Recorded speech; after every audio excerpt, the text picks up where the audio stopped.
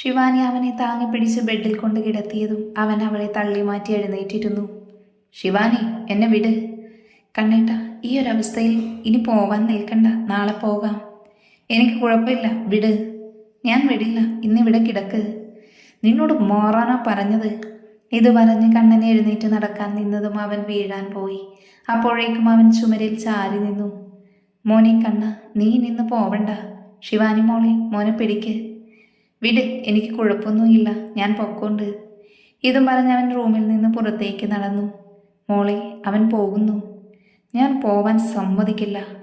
ഇത് പറഞ്ഞ് ശിവാനി കണ്ണൻ്റെ മുൻപിൽ ചെന്ന് നിന്നു. ശിവാനി, മാറ്. ഇല്ല, പറഞ്ഞാൽ നിനക്ക് മനസ്സിലാവില്ലടി പന്ന മോളെ. പെട്ടെന്ന് അവൻ തല വെട്ടിപ്പൊളിയുന്ന പോലെ തോന്നിയതും അവൻ ചുമരിൽ ചാരി നിന്നു. ഈ സമയം ഷികയുടെ റൂമിൻ്റെ വാതിൽ തുറന്ന് ഷിക പുറത്തു വരുന്നത് കണ്ടതും ശിവാനി കണ്ണനെ കെട്ടിപ്പിടിച്ചു നിന്നു. കണ്ണേട്ട, എന്തേ ചെയ്യുന്നത്? മാറി നിൽക്ക്, ആരെങ്കിലും കാണും. കണ്ണൻ എന്തോ പറയാനായി വന്നതും ശിവാനി അവൻ്റെ വാപൊത്തി. ഷിക ശിവാനിയും കണ്ണൻ നിൽക്കുന്നത് കണ്ടതും അവൾ വേഗം റൂമിലേക്ക് കയറി. ഷിക പോയിന്ന് കണ്ടതും ശിവാനി അവൻ്റെ നെഞ്ചിൽ നിന്ന് മാറിയതും ഈ സമയം കണ്ണൻ ഛർദ്ദിച്ചതും ശിവാനി അവനെ അറപ്പോടെ നോക്കി. അച്ചമ്മി നോക്ക്, ഈ കണ്ണേട്ടൻ ചെയ്തത്. അവനെ കൊണ്ടുപോയി കിടത്തി, നീ ഫ്രഷാവ്. അവൾ ദേഷ്യത്തിൽ ഷിക റൂമിലേക്ക് കയറി എന്ന ഉറപ്പോടെ അവനെ റൂമിൽ കൊണ്ടുപോയി കിടത്തി. ശിവാനി ഫ്രഷാവാൻ പോയതും കണ്ണൻ എങ്ങനെയൊക്കെയോ എഴുന്നേറ്റ് തലക്ക് കൈ കൊടുത്തിരുന്നു. പിന്നെ റൂമിന് ചുറ്റും നോക്കി അവനൊരു വിധത്തിൽ എഴുന്നേറ്റ് നടന്നു. ഈ സമയം മഞ്ജുവിൻ്റെ വീടിൻ്റെ ജനലരികിൽ എത്തിയ മിഥുൻ ജനൽ തട്ടി. ഡി പോത്തെ, വാതിൽ തുറക്ക്. പോത്ത് നിങ്ങളോട് കെട്ടിയോള്, അത് നീയല്ലേ? മനുഷ്യ, ഞാൻ വല്ലതും പറയും കേട്ടോ. അതിന് ഇനിയും സമയമുണ്ടല്ലോ. സമയമുണ്ടെന്ന് പറഞ്ഞ് നിന്നെ ഈ നിലയ്ക്ക് പോയാലേ ഞാൻ വേറൊരാളുടെ ഭാര്യയായി ജീവിക്കേണ്ടി വരും. കുറച്ച് സമയം കൂടെ നീ പിടിച്ചു നിൽക്ക്. ഞാൻ നിൽക്കാം, അല്ലാതെ വേറെ വഴിയില്ലല്ലോ. പിന്നെ നമ്മുടെ ഈ കളി ഷികയെ അറിയിക്കണ്ട.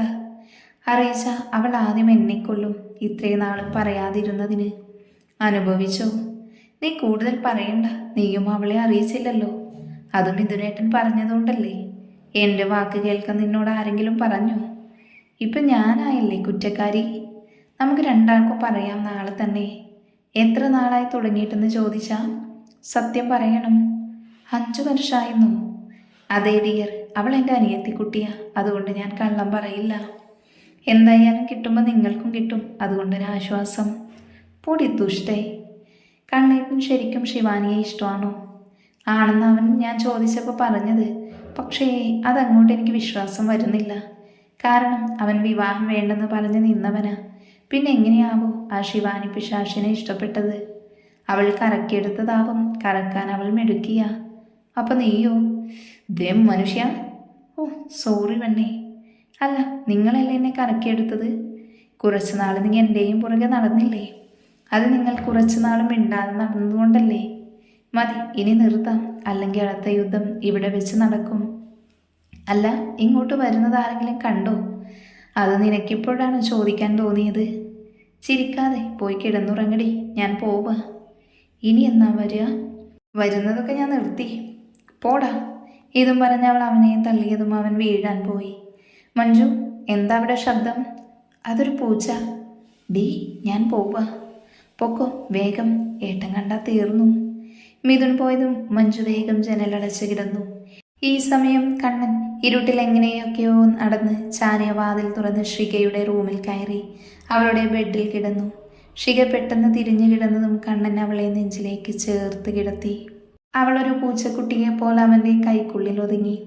ഈ സമയം ഫ്രഷായി ഇറങ്ങിയ ശിവാനി ഫോൺ അടിക്കുന്നത് കേട്ട് ബെഡിലേക്ക് നോക്കാതെ ഫോണും എടുത്ത് പുറത്തേക്ക് നടന്നു.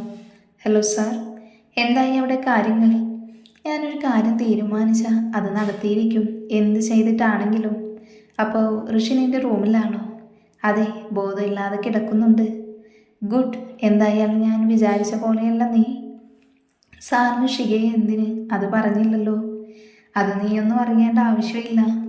എന്തായാലും അവളെ കൂടെ കൂട്ടാനാവില്ല. അപ്പോൾ പിന്നെ സ്റ്റോപ്പ് ഇറ്റ് ശിവാനി. ഞാൻ ചോദിച്ചു എന്നുള്ളൂ.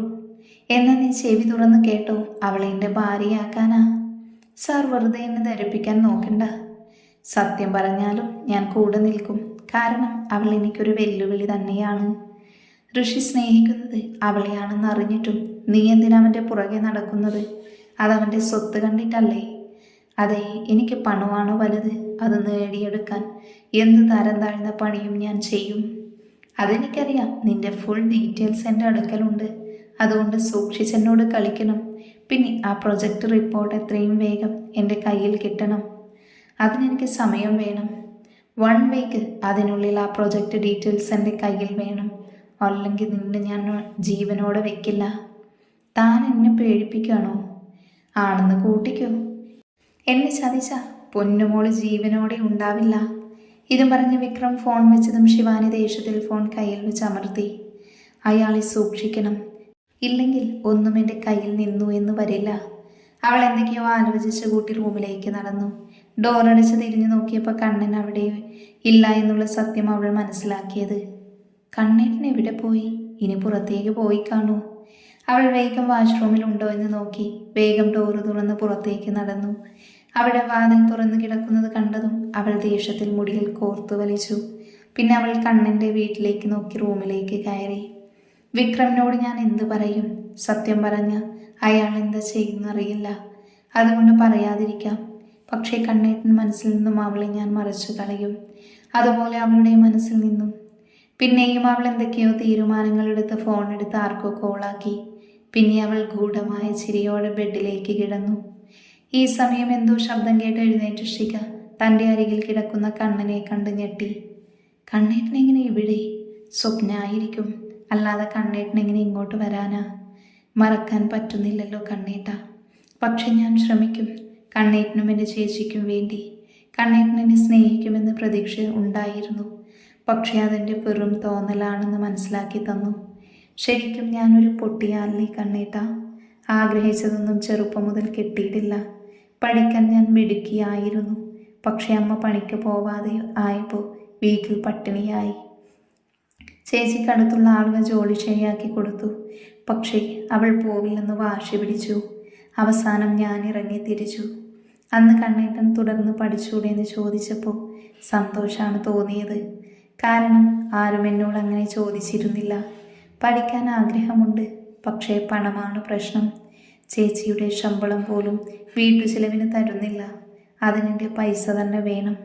ഇനി പലിശക്കെടുത്ത പണം എങ്ങനെയെങ്കിലും തിരിച്ചു കൊടുക്കണം. അല്ലെങ്കിൽ അച്ഛനുണ്ടാക്കിയ വീട് പോകും. അത് അച്ഛൻ്റെ ആത്മാവ് സഹിക്കില്ല. വഴിയുണ്ടാവും അല്ലേ കണ്ണേട്ട? ഇപ്പോഴും എൻ്റെ അടുത്ത് കിടക്കുന്നതായി തോന്നുക കണ്ണേട്ട.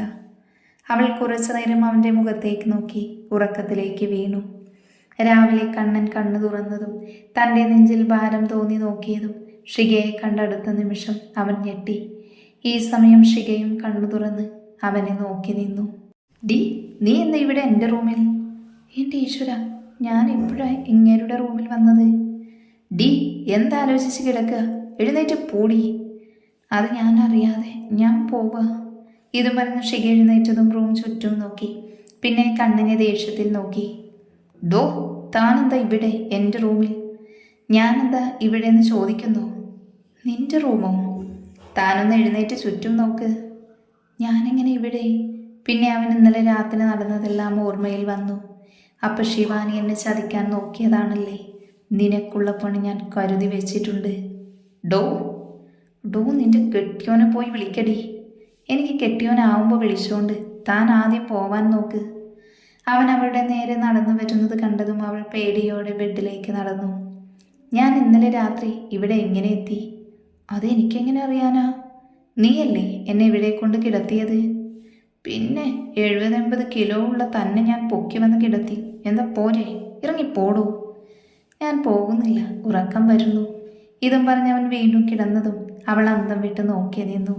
അവൻ കള്ളച്ചിരിയിൽ കണ്ണടച്ച് കിടന്നു. ഈ സമയം മഞ്ജു കുളിച്ച് റെഡിയായി വരുമ്പോഴാണ് ബെഡിലിരിക്കുന്ന ഏട്ടനെ അവൾ കണ്ടത്. എന്താ പേട്ട, രാവിലെ തന്നെ എൻ്റെ റൂമിൽ വല്ല പെണ്ണുങ്ങളെ സെറ്റാക്കി തരാൻ പറഞ്ഞു വന്നതാണോ? ഇന്നലെ രാത്രി ഇവിടെ ആരെങ്കിലും വന്നിരുന്നു? എൻ്റെ ഈശ്വര, മിഥുനേട്ടൻ വന്നത് ഏട്ടൻ അറിഞ്ഞു. അപ്പം എന്ന് എൻ്റെ കഥ ഇന്നത്തോടെ തീർന്നു. മഞ്ജു, ഞാൻ ചോദിച്ചതിന് മറുപടി പറഞ്ഞില്ല. ഇല്ല ഏട്ടാ, ആരും വന്നില്ല. ഉറപ്പാണോ? അങ്ങനെ ചോദിച്ചാൽ ഒരു പൂച്ച വന്നിരുന്നു. ആ പൂച്ച നിന്നെ കാണാൻ വന്നതാണോ? ആ ഏട്ടാ, നല്ല പൂച്ചയാ, എനിക്കിഷ്ടമായി. എന്നിട്ട് ആ പൂച്ചയെ ഞാൻ കണ്ടിട്ടില്ലല്ലോ. അത് പിന്നെ ഏട്ടൻ രാവിലെ ഒന്നും വീട്ടിലുണ്ടാവാറില്ലല്ലോ. ആ പൂച്ച സ്ഥിരം രാത്രി വരാറുണ്ടോ? ഏട്ടൻ എന്താ അർത്ഥം വെച്ച് ചോദിക്കുന്നത് പോലെ? മോളെ, ഇന്നലെ വന്ന പൂച്ചയെ ഞാൻ ഇന്നലെ പിന്നാമ്പുറത്തുകൂടെ ഓടിപ്പോകുന്നത് കണ്ടു. മിഥുൻ എന്നാണോ മോളെ ആ പൂച്ചയുടെ പേര്? ഏട്ടൻ കണ്ടോ? കണ്ടു, നല്ല വെടിപ്പായി തന്നെ കണ്ടു. അപ്പോൾ ഏട്ടൻ ഞങ്ങൾക്ക് സപ്പോർട്ടല്ലേ? എന്നിൽ നിന്ന് സപ്പോർട്ട് നീ പ്രതീക്ഷിക്കണ്ട. അതെന്താ ഏട്ടാ? എന്നിൽ നിന്ന് ഈ കാര്യം നീ മറച്ചു വെച്ചതുകൊണ്ട്. അത് പിന്നെ സമയമാകുമ്പോൾ പറയാമെന്ന് കരുതി. മിഥുൻ നല്ല പയ്യനാണ്, പക്ഷെ അവനെ കൊണ്ട് നിന്നെ കെട്ടിക്കില്ല. പെട്ടെന്ന് അച്ഛൻ്റെ ശബ്ദം കേട്ടതും മഞ്ജു തിരിഞ്ഞു നോക്കി. അച്ഛാ, ഞാനിപ്പോൾ രണ്ടാളും പറഞ്ഞത് കേട്ടു, പക്ഷെ ഇത് നടക്കില്ല. അച്ഛാ, എനിക്ക് മിഥുനേട്ടനെ ഇഷ്ടമാണ്, ഏട്ടൻ എന്നെയും. അത് വിചാരിച്ച് ഞങ്ങൾ സമ്മതിച്ചു തരണോ? അമ്മ പറയും അച്ഛനോട്. അച്ഛൻ്റെ അഭിപ്രായം തന്നെയാ എൻ്റെയും. മോളെ, ഇത് മറന്നേക്ക്. ഇതും പറഞ്ഞ് അച്ഛൻ ഇറങ്ങിപ്പോയതും കൂടെ അമ്മയും പോയി. ഏട്ടാ, മറന്നേക്ക് മോളെ. മറക്കാനല്ല ഏട്ട ഞാൻ സ്നേഹിച്ചത്. എൻ്റെ കഴുത്തിൽ താലി ഒരാൾ കെട്ടുന്നുണ്ടെങ്കിൽ അതും ഇതിനേട്ടൻ മാത്രമായിരിക്കും. ഇതും പറഞ്ഞ് അവൾ ബാഗമെടുത്ത് ദേഷ്യത്തിൽ ഇറങ്ങിപ്പോയി. അവൾ വീടിൻ്റെ പടി കടന്നു പോയി എന്ന് കണ്ടതും അച്ഛനും അമ്മയും പുറത്തേക്ക് ഇറങ്ങി വന്ന് പൊട്ടിച്ചിരിച്ചു. പോയോ അവൾ? ദേഷ്യത്തിലാണ് പോയത്. എന്തായാലും ഞാനും നിന്റെ അമ്മയും തകർത്ത് അഭിനയിച്ചില്ലേ? പാവം, ആ പൊട്ടി വിശ്വസിച്ചു. നമ്മളോട് പറയാതെ നടന്നതുകൊണ്ടല്ലേ അങ്ങനെ ഒരു പണി കൊടുക്കേണ്ടി വന്നത്. മിഥുൻ നല്ല മോന, എനിക്കും ആഗ്രഹമുണ്ടായിരുന്നു മഞ്ജുമോളെ അവന് കൊടുക്കാൻ. അവൻ വന്ന് അവളെ ചോദിക്കട്ടെ, പിന്നെ ബാക്കി തീരുമാനമെടുക്കാം. പിന്നെ അവർ എന്തൊക്കെയോ സംസാരിച്ചിരുന്നു. എല്ലാവരും പണികളിലേക്ക് തിരിഞ്ഞു. ഡോ, പോകുന്നുണ്ടോ? ഇല്ല. അതെന്താ, പോവാൻ ഉദ്ദേശമില്ലേ? പുറത്ത് ആരെങ്കിലും ഉണ്ടോ എന്ന് ചെന്ന് നോക്ക്. ഞാൻ നിന്റെ റൂമിൽ നിന്ന് ഇറങ്ങി വരുന്നത് കണ്ടാലേ സംശയിക്കും അവർ. ശിഖ അവനെ നോക്കി വേഗം വാതിൽ തുറന്ന് പുറത്തു നോക്കിയതും അവൾ ഞെട്ടി നിന്നു. ഈ സമയം കണ്ണനും പുറത്തു നിൽക്കുന്നവരെ കണ്ട് ഞെട്ടി. വേഗം ശിഖയെ മാറ്റി വാതിലടച്ചു. ഡീ, ആരൊക്കെയാ അവർ? അതെ, അമ്മയുടെ അനിയത്തിയും ഭർത്താവും മകളുമാണ്. ഇവിടെ നിൽക്കാൻ വന്നതാ. കയ്യിൽ കണ്ടോ എടുത്താൽ പൊങ്ങാത്ത ബാഗ്. ഇനി ഞാനിങ്ങനെ പുറത്തിറങ്ങും?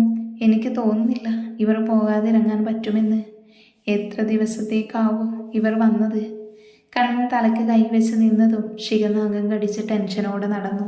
ശിഖ ഇനി എന്തു ചെയ്യും എന്നാലോചിച്ച് നഖം കടിച്ച് നിൽക്കുമ്പോഴാണ് വാതിൽ കേട്ട കൊട്ട്. വാതിൽ തട്ടുന്നത് കേട്ടതും അവൾ ഞെട്ടി നിന്നു. ശിഖ, വാതിൽ തുറക്ക്. നീ എന്താ അവിടെ ചെയ്യുന്നത്? ദാ അമ്മേ വരുന്നു. ഡി, നീ ഇപ്പോൾ വാതിൽ തുറക്കുകയാണോ? ഞാൻ തുറക്കാൻ പോവാ, അല്ലെങ്കിൽ അവർക്ക് സംശയം തോന്നും. താൻ ഇങ്ങോട്ട് നിൽക്ക്. താനോ? സോറി ചെകുത്താനെ, ഇങ്ങോട്ട് മാറി നിന്നാലും. ശിഖ താഴ്ത്തിക്കൊണ്ട് പറഞ്ഞതും അവൻ ചിരിയിൽ വാതിലിൻ്റെ മറവിലേക്ക് നിന്നതും ശിഖ ചെന്ന് വാതിൽ തുറന്നു. മേം ഇപ്പോൾ വന്നു? ഇപ്പോൾ വന്നുള്ളൂ. സുഖാണോ മോളെ? അതെ മേമേ. മേമേ, നിൽക്കാൻ വന്നതാണോ? അതെ മോളെ, 2 ദിവസം ഞാനിവിടെ ഉണ്ടാവും. എൻ്റെ ഈശ്വര, 2 ദിവസമോ? അല്ല, അപ്പോൾ ഇവരുടെ ക്ലാസ് മുടങ്ങില്ലേ? മുടങ്ങിയാലും കുഴപ്പമൊന്നുമില്ല മോളെ. പഠിക്കുന്നവരാണെങ്കിൽ കുഴപ്പമില്ല. ഇവരോ ഒരക്ഷരം പഠിക്കില്ല. ചേച്ചി, ബ്രേക്ക്ഫാസ്റ്റ് റെഡിയായോ? എന്താ വീട്ടിൽ നിന്ന് കഴിക്കാതെയാണോ വന്നത്? ആണെങ്കിൽ നിനക്കെന്താടി പെണ്ണെ, മാറി നിൽക്കടി. ഇതും പറഞ്ഞ് മേമ കുട്ടികളെ വലിച്ചു പോയതും ശിവാനി ദേഷ്യത്തിൽ നിന്നു. ശിഖ ഈ സമയം വേഗം റൂമിലേക്ക് കയറി. അതെ, ഇനി എങ്ങനെ പോകും? പോയി ബ്രേക്ക്ഫാസ്റ്റ് എടുത്തോണ്ട് വാ. അപ്പോഴേക്കും ഞാനൊന്ന് കുളിക്കട്ടെ. അപ്പോൾ കണ്ണേട്ടൻ പോകുന്നില്ലേ? ഞാൻ എങ്ങനെ പോകും? അതുകൂടെ നീ പറയേ. അത് പിന്നെ വിക്കി നിൽക്കാതെ പോയി ബ്രേക്ക്ഫാസ്റ്റ് എടുത്തു കൊണ്ടുപാടി. ഇതും പറഞ്ഞ് അവൻ വാഷ്റൂമിൽ കയറിയതും അവൾ അടുക്കളയിലേക്ക് നടന്നു. ഈ സമയം കണ്ണൻ ശിഖ പോയോ എന്ന് നോക്കി. അവളുടെ അലമാര തുറന്നവൻ ആ കവറെടുത്തു. അതുകൊണ്ട് കുളിക്കാൻ കയറി. എല്ലാവർക്കും ശിഖ വിളമ്പി കൊടുത്ത് വേഗം അടുക്കളയിലേക്ക് വലിഞ്ഞു. പിന്നെ കണ്ണിനുള്ള ദോശയും എടുത്ത് ആരും കാണാതെ റൂമിലേക്ക് നടന്നു. മഞ്ജു ഈ സമയം ഇതിൻ്റെ വീട്ടിലെത്തിയതും അവൻ്റെ റൂമിലേക്ക് നടന്നു. മിഥുനേട്ടാ, എഴുന്നേൽക്ക്. ശല്യം ചെയ്യാതെ പോടി. മിഥുനേട്ടാ, ഇത് ഞാനാ, മഞ്ജു. മഞ്ജു മോളെ, ഏട്ടൻ കെട്ടിപ്പിടിച്ചൊരു ഉമ്മ തരട്ടെ. ഉറക്കത്തിൽ പിച്ചുമ്പേയും പറയാതെ എഴുന്നേൽക്കാൻ നോക്ക് മനുഷ്യ. ഇതും പറഞ്ഞ് മഞ്ജു മിഥുനെ ദേഷ്യത്തിൽ ചവിട്ടിയതും അവൻ ഉരുണ്ട് ബെഡിൽ നിന്ന് നിലത്തേക്ക് വീണു. എൻ്റെ അമ്മേ, എൻ്റെ നടു. സോറി മിഥുനേട്ടാ, വേദനിച്ചോ? ഇല്ലടി കുട്ടി പിശാചെ, നല്ല സുഖം. ഇത് പറഞ്ഞ് മഞ്ജുവിൻ്റെ കൈ പിടിച്ച് അവൻ വലിച്ചതും അവൾ അവൻ്റെ മേലേക്ക് വീണു. അയ്യോ മിഥുനേട്ടാ, ആരെങ്കിലും വിളിച്ച് എന്നെ ഹോസ്പിറ്റൽ കൊണ്ടുപോടി. പിന്നെ അവൾ സമയം കളയാതെ ആരൊക്കെയോ വിളിച്ച് അവനെ ഹോസ്പിറ്റലിൽ എത്തിച്ചു. അവനെ റൂമിലേക്ക് മാറ്റിയതും അവനെ നോക്കി ഇളിച്ചു കാണിച്ചു. പിന്നെ അവന് ഓറഞ്ച് കഴിച്ചുകൊണ്ടിരുന്നു. മിഥുൻ ഈ സമയം പല്ല് ഞെരിച്ച് അവളെ നോക്കി ദേഷ്യത്തിൽ കണ്ണടച്ച് കിടന്നു. എന്നാൽ ഇതൊന്നും അറിയാതെ ഓറഞ്ച് തിന്നു കഴിഞ്ഞ് അടുത്തതും എടുത്തു കഴിക്കാൻ നിന്നതും എന്തോ ആലോചനയിൽ മഞ്ജു ഇരുന്നു. ഈ സമയം ശിഖ റൂമിലേക്ക് വന്ന് കണ്ണനെ ചുറ്റും നോക്കി. കണ്ണൻ കുളി കഴിഞ്ഞ് ഇറങ്ങിയിട്ടില്ലെന്ന് കണ്ടതും അവൾ വേഗം വിരിയൊക്കെ കുടഞ്ഞു വിരിച്ചു. പെട്ടെന്ന് ആരോ പിന്നിൽ നിൽക്കുന്നു എന്ന് മനസ്സിലായതും അവൾ തിരിഞ്ഞു. കണ്ണനെ കണ്ട് ഞെട്ടി.